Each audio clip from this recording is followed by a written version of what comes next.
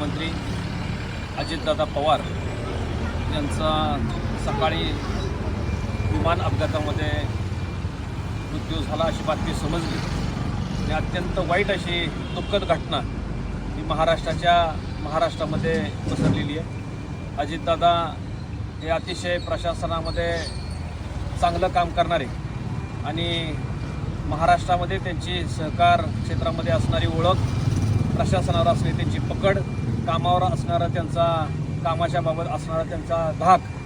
खरं तर ह्या महाराष्ट्राला संपूर्ण परिचित आहे।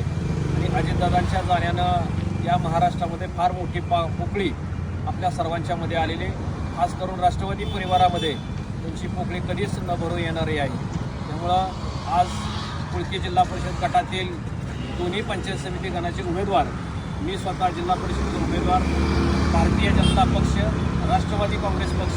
व मित्र पक्षाच्या सर्व पदाधिकारी कार्यकर्ते आणि कुळकी जिल्हा परिषद गटातील जनतेच्या वतीनं मी त्यांना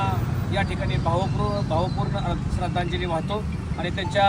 कुटुंबियाच्या दुःखामध्ये आम्ही सर्वजण सहभागी आहोत। आणि आज दिवसभर आम्ही आमच्या भारतीय जनता पक्षाचे नेते आदरणीय माजी खासदार रणजितसिंह नाईक निंबाळकर व आमदार सचिन पाटील यांच्या सूचनेनुसार हा मतदारसंघाचा संपूर्ण दौरा आज आम्ही रद्द करत आहे आणि त्यांच्या आत्म्यास शांती मिळावी हीच ईश्वरचरणी प्रार्थना करतो। ओम